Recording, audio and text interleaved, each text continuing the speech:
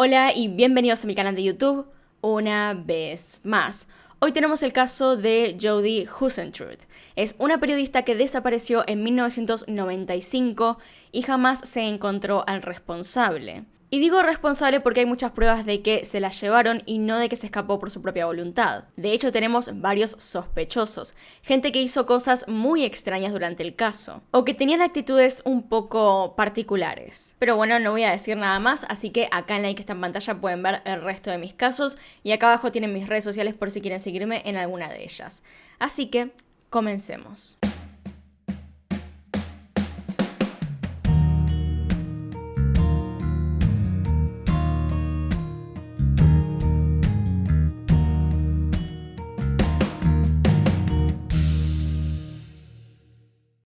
Jodi Sue Huisentruit nació el 5 de junio de 1968 en Minnesota, Estados Unidos. Era la menor de los 3 hijos del matrimonio de Maurice e Imogen Huisentruit, pero era la menor por muchos años. Cuando nació, una de sus hermanas tenía 18, pero se llevaban muy bien. Eran muy cercanas a pesar de la diferencia de edad. De hecho, su hermana la describe como una chica muy feliz, con una personalidad divertida. Jodi era muy cercana a su padre. Pasaban mucho tiempo juntos y ambos tenían cierto amor por los deportes. Maurice fue quien le enseñó a jugar golf, actividad que los hizo aún más unidos. Su familia describió a Jodi como una mujer que desde siempre había querido aparecer en un medio como lo era la televisión. Siempre había tenido esa energía y ganas de estar al frente. Lamentablemente, cuando ella tenía 14 años de edad, su padre falleció después de una fuerte pelea contra el cáncer. Esto fue un duro golpe para ella y su familia. Al ser tan cercanos, Jodi tuvo un periodo de tristeza que fue notable para todos a su alrededor. Mientras estaba en la secundaria, Jodi se logró destacar en el club de golf,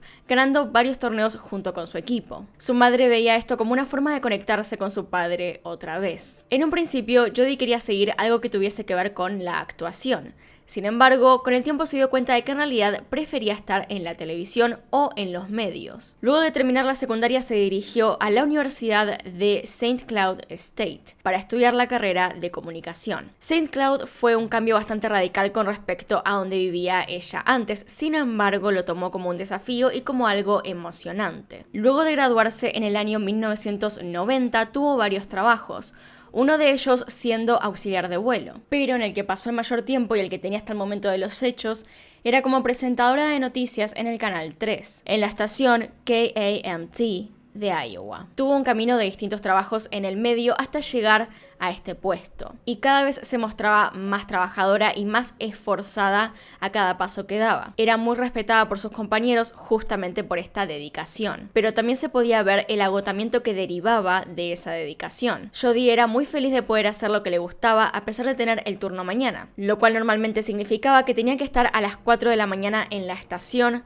para poder empezar. Hasta el momento de su desaparición, Jodi vivía sola en un departamento cerca de la estación, a unos 30 minutos más o menos en auto. Tenía una vida bastante social, practicaba varios deportes, entre ellos golf, el cual se le daba muy bien. El día anterior a su desaparición, es decir, el 26 de junio de 1995, Jodi había participado en un torneo de golf. Más a la noche fue a visitar a un amigo llamado John Van Sice, de quien hablaremos más tarde. Fue a su casa para ver un video casero del día de su cumpleaños que había sido unas semanas atrás. Y esta parte es importante, ya que primero que nada de la fiesta de cumpleaños parte de este video que fue discutido en internet durante mucho tiempo. Pero además John lo usa en la versión de lo que pasó esa noche, la cual más tarde veremos es un tanto incorrecta. Además, un detalle a tener en cuenta es que él mismo planeó esta fiesta. Luego de estar supuestamente con John, Jodi volvió a su casa para dormir y prepararse para la mañana de trabajo. Debido a que presentaba las noticias en el turno de las 6 de la mañana, salía de su casa entre las 3 y las 4 para poder llegar al programa y preparar todo. Es entonces que en la madrugada del 27 de junio de 1995,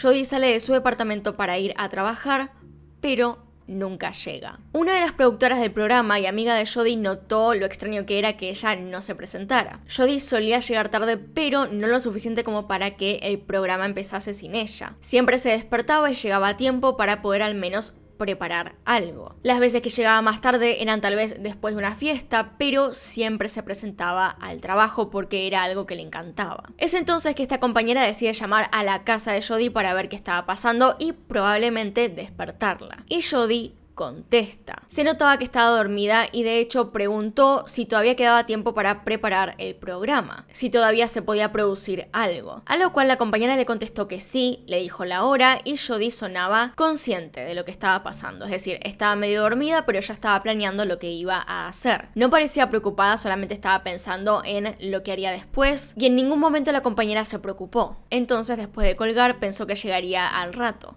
Pero esto no pasó. Ella tuvo que hacer el programa sola y mientras todo eso pasaba pensaba que simplemente se habría vuelto a dormir. Pero después de que pasó el programa, Jodie simplemente no había llegado ni tampoco había llamado. Así que una vez finalizado el programa deciden llamar a la policía y contarles lo que estaba pasando. Los oficiales llegan a las 7:15 más o menos de la mañana al departamento de Jodie para comprobar si estaba ahí dentro. Y lo que encuentran es sumamente perturbador. Primero que nada, el auto de Jodie estaba afuera del complejo, era un Mazda Miata rojo y estaba estacionado junto a algunas cuantas pertenencias de Jodie. Había varios elementos tirados en el suelo que realmente traían a la duda de qué había pasado y por qué estaban ahí. Entre ellos se encontraban unos zapatos de mujer rojos, una cartera, una secadora de pelo, un spray para el pelo también, unos aritos y finalmente la llave del auto rota y partida a la mitad. El único detalle que tenía el auto era que el espejo del lado del conductor estaba corrido, como si alguien se lo hubiese chocado. No estaba roto, pero sí estaba completamente hacia adelante. Pero además había marcas en el suelo que mostraban que alguien había sido arrastrado. Por último, los vecinos dijeron algo que terminaba de cerrar todo el asunto. No dejaba lugar a dudas en lo más mínimo, porque ellos escucharon gritos a la mañana. Claramente alguien se había llevado a Jodie por la fuerza. Uno de los testigos más llamativos del caso es un hombre que pasaba por ahí todas las mañanas, que tenía que ir a trabajar y tenía que pasar por el complejo de departamentos donde vivía Jodie. Es un viaje que hacía todo el tiempo, entonces conocía perfectamente la ruta y sabía lo que pasaba cada mañana. Por lo tanto, si había alguien diferente, él lo notaba al instante. Y esa mañana, a eso de las 4, él iba manejando y vio una camioneta blanca estacionada ahí fuera del edificio. No era normal, esa camioneta no estaba ahí ninguna otra mañana, y mientras que le pareció extraño en ese momento, no dijo nada hasta que apareció el reporte de desaparecida de Jodie. En ese momento vio lo que estaba pasando, lo unió con la camioneta y le contó todo a los oficiales. Luego de la escena encontrada frente al departamento de Jodie, era evidente que algo le había pasado. La policía inmediatamente comenzó con la investigación,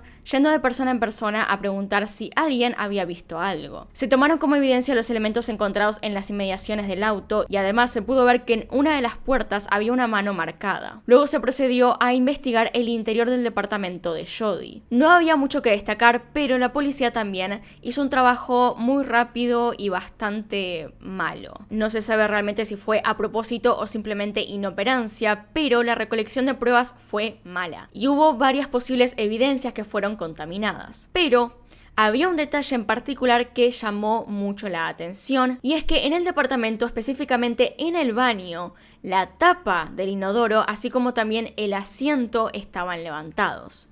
Cosa que no es normal en el departamento de una mujer soltera que se está yendo a trabajar. ¿En qué momento levantaría todo eso? La única razón sería o que hubiese un hombre en el lugar o que lo estuviera limpiando. De otra forma, ¿por qué estaría levantado? Al menos no es algo normal de todas las mañanas. Por lo tanto, a partir de esto puede ser que o la persona que la secuestró lo haya hecho o que hubiese otro ahí y que esa persona nunca le haya dicho a la policía. Más allá de esto, no había mucho más que usar para investigar, así que se comenzó a buscar a Jodie por todas partes. Su madre durante años estuvo convencida de que estaba en lo profundo del lago cerca de su casa. Sin embargo, jamás se la encontró, ni en el lago, ni dentro de alguna casa, ni tampoco en un descampado. Simplemente jamás se la volvió a ver. Desde la desaparición han pasado 25 años y todavía no se sabe qué sucedió con Jodie. Así que voy a dejar las posibilidades más importantes dentro de todo esto que se barajaron durante todo ese tiempo. La primera persona de interés en este caso es el amigo de Jodie, John Van Cise, quien fue probablemente la última persona en verla con vida. John había conocido a Jodie hacía un par de años en una fiesta y se volvieron grandes amigos con el tiempo, pese a la gran diferencia de edad que tenía, ya que él la superaba en 22 años. Ella solía encontrarse en fiestas con él y bailaban juntos, pero como amigos, según Jody. Por su parte decía siempre que no quería que nada pasara con él, que solamente era algo más platónico, que se llevaban muy bien, que bailaban juntos, que bromeaban, pero que no podía pasar nada más. Mientras que la gente que veía el comportamiento de John lo veía más bien como realmente intentando tener alguna clase de romance con Jody. Un poco obsesionado también con ella. Pese a ser una persona de interés, John siempre se mostró cooperativo con las investigaciones, dando su testimonio, respondiendo preguntas cada vez que se lo llamaba y dando huellas, así como también ADN para la investigación. Las mayores sospechas hacia él vienen justamente de que se lo veía un poco enamorado u obsesionado con Jody. Esto se basa en que no solamente eran cercanos, sino que a veces se mostraba un poco celoso cuando la veía interactuar con otros hombres. Pero además, cuando habló públicamente con ella frente a las cámaras, comenzó a mencionar que tanto la amaba y que tan bien lo hacía sentir, que era imposible no amarla. Esto se puede percibir desde un lado de amistad, pero a muchas personas que lo vieron les sonó un poco extraño, como exagerado. John siempre negó por su parte estas acusaciones y dijo que él no tenía ningún interés romántico con Jody, y que la veía casi como una hija. Sean verdad estos rumores o no, nunca se encontró ninguna prueba de que él fuese el culpable o estuviese relacionado en lo más mínimo con la desaparición. Y además, hoy en día sufre de Alzheimer, así que lo más probable es que nunca se sepa si realmente tuvo algo que ver. Lo que resulta extraño dentro de todo esto es su historia con respecto a lo que pasó esa noche. Él le había dicho a la policía, y le siguió diciendo durante todos los años que estuvo consciente, que Jody había llegado a las 8 de la noche a su casa para ver el video de la fiesta. Pero eso simplemente no era posible porque, si recuerdan, Jody ese día había tenido un juego de golf. Por lo tanto, cuando salió de ese juego de golf, no pudo haber ido a la casa de John, ya que fue a las 8 de la noche. Sale del juego a las 8, llega a su casa y a las 8:20 estaba haciendo una llamada desde su propio departamento. Por lo tanto, no pudo haber llegado a las 8 en punto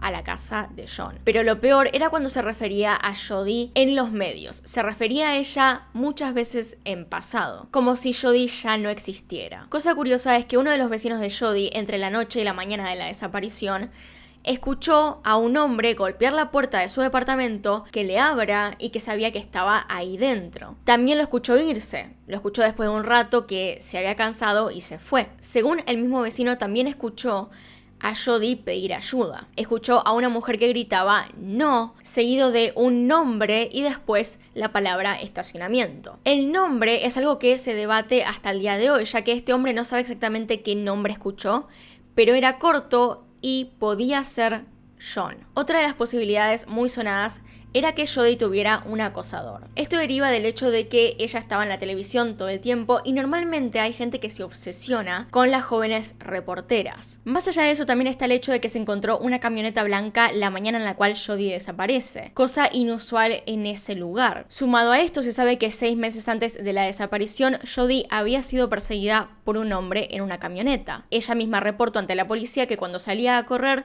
la perseguía una camioneta negra. El tema es que son dos camionetas diferentes. Sin embargo, también se dijo que en realidad vio mal y que era una camioneta blanca, pero que estaba demasiado oscuro. Lamentablemente jamás se encontró al dueño del vehículo, y es que no había ningún detalle en particular que destacar acerca de este. Luego de esto, Jody comenzó a tomar clases de defensa personal y también mientras tanto se quejaba de que recibía llamadas a su celular de mal gusto de parte de varias personas. El problema dentro de todo esto es que justamente no limita la lista de personas si es un acosador que la vio en la televisión, porque puede ser cualquiera que tenga una camioneta blanca. No había ninguna prueba, ningún detalle en particular que apuntaran a alguien en especial, así que jamás se lo encontró. Hay otra posibilidad y está relacionada al asesinato de Billy Pruitt, a su vez relacionado con los condenados a muerte Angela Johnson y Dustin Honken. Johnson y Honken fueron condenados a muerte por el asesinato de 5 personas en 1993. Honken era fabricante y distribuidor de metanfetaminas. Al ser descubierto, mató a sus compañeros para que no testificaran en su contra. Johnson, quien era la esposa y cómplice de Honken, dijo que él había tenido algo que ver con la desaparición de Jody. La teoría entonces es que Pruitt fue asesinado por Honken. Jody, al ser amiga cercana de Pruitt, comenzó a investigar el caso, y luego de 3 meses